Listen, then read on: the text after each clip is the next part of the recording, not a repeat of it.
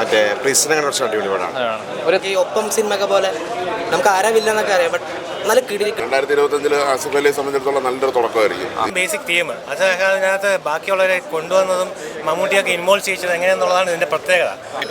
ജോഫിനൊരു വിഷനുണ്ട്, ആ വിഷൻ ആൾക്കാരെ എത്തിക്കണമെന്നുള്ളൊരു എത്തിക്കണം, അതെങ്ങനെ ആൾക്കാർ എടുക്കാം. പക്ഷേ ഇത് ആസിഫ് അലി എങ്ങനെ ഉണ്ടായിരുന്നു? കുഴപ്പമില്ല, നന്നായിട്ട് ചെയ്തു. ജോഫിൻ ടി ചാക്കോ സംവിധാനം ചെയ്ത് നമ്മൾ ആസിഫ് അലി, അശ്വരാജൻ, നമ്മൾ മനോജ് കെ ജയൻ തുടങ്ങിയ നീണ്ട താരത്തിന് ഒന്നിക്കുന്ന രേഖാ ചിത്രം റിലീസാണ്. സിനിമയുണ്ടെന്ന് സിനിമയുടെ പ്രശ്നം ചോദിച്ചു നോക്കാം. നല്ല പടം. ആസിഫ് അലി എങ്ങനെ ഉണ്ടായിരുന്നു? ആസിഫൊക്കെ നന്നായിട്ടുണ്ട്. പിന്നെ പുഷ്പ എന്ന് പറഞ്ഞ ക്യാരക്ടർ നന്നായിട്ടുണ്ട്. നല്ല പടമായിരുന്നു, എല്ലാവരും കാണും. നല്ല പടം. Well planned and executed one എന്ന് തന്നെ പറയാം. നല്ല രീതിക്ക് വർക്കൗട്ട് ആയിട്ടുണ്ട്. ജോഫിനൊരു വിഷനുണ്ട്, ആ വിഷൻ ആൾക്കാരെ എത്തിക്കണമെന്നുള്ളൊരു എത്തിക്കണം, അതെങ്ങനെ ആൾക്കാർ എടുക്കാം. പക്ഷേ ഇത് നല്ല രീതിക്ക് തന്നെ പക്ക മേക്കിങ്ങിലൂടെ തന്നെ എത്തിച്ചിട്ടുണ്ട്. പിന്നെ ഒരു സിനിമയ്ക്കകത്ത് നടക്കുന്ന ഒരു ജസ്റ്റ് ഒരു ക്രൈമിൻ്റെ രീതിക്കാണ് പടം മുന്നോട്ട് പോകുന്നത്.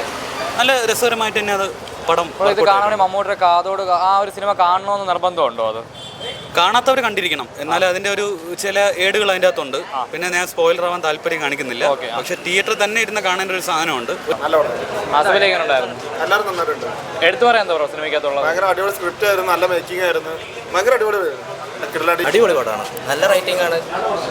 ത്രില്ലർ രീതി ജോണറാണ്, ബട്ട് ട്വിസ്റ്റുകൾ അങ്ങനെയൊന്നുമില്ല. ബട്ട് നമുക്ക് ഈ ഒപ്പം സിനിമയൊക്കെ പോലെ നമുക്ക് ആരാവില്ലെന്നൊക്കെ അറിയാം, ബട്ട് നല്ല കിടിലൻ റൈറ്റിംഗ് ആണ്.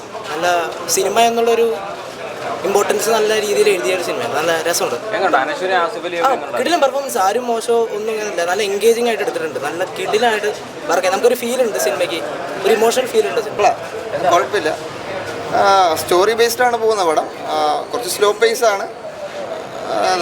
നമ്മളെ പഴയ കാതോരം പടം ബേസ് ചെയ്താണ്, കുറച്ച് റിലേറ്റ് ചെയ്താണ് വരുന്നത്. ആസിഫ് അലി നന്നായിട്ടുണ്ടായിരുന്നു, എല്ലാവരും അഭിനയിച്ചവർ എല്ലാവരും നന്നായിട്ടുണ്ടായിരുന്നു.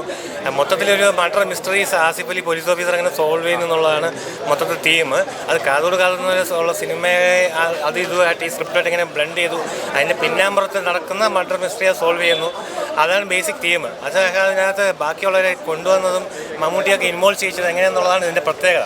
ആസിഫ് അലി കലക്കിയിട്ടുണ്ട് ഗംഭീര. പോലീസ് ആ ഒരു സിനിമ കാണണമെന്നുണ്ടോ? ഈ ഒരു സിനിമ നിർബന്ധമില്ല. അത് കണ്ടില്ലെങ്കിലും ആ കാതോരം കണ്ടില്ലെങ്കിലും പുതിയതായിട്ട് കാണുന്നവരാണെങ്കിലും നല്ല എക്സ്പീരിയൻസ് ആയിരിക്കും. ആസിഫ് അലി എങ്ങനെ ഉണ്ടായിരുന്നു?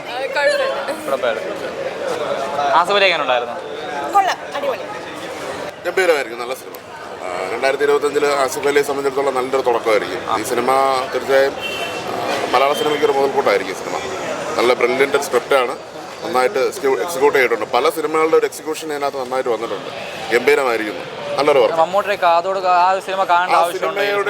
അങ്ങനെയല്ല, ആ സിനിമയുടെ ഒരു പ്രധാന ഘടകം ഇതിനകത്ത് യൂസ് ചെയ്യുന്നുണ്ട്. അപ്പോൾ അത് ഈ സിനിമയിൽ ത്രൂ ഔട്ട് സിനിമ തുടങ്ങുന്ന പോലെ അവസാനം വരെ ആ ഒരു കഥയുടെ ഒരു പോർഷൻ അങ്ങനെയാണ് പോകുന്നത്, ആ ഒരു സിനിമയുടെ ലൊക്കേഷൻ. പക്ഷെ ഗംഭീരമായിട്ട് വന്നിട്ടുണ്ട്, നന്നായിരിക്കും. ആസിഫ് അലി എങ്ങനെ ഉണ്ടായിരുന്നു?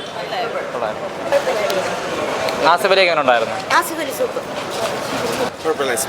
എടുത്തു പറയാൻ ഇഷ്ടപ്പെട്ട എന്താണ്?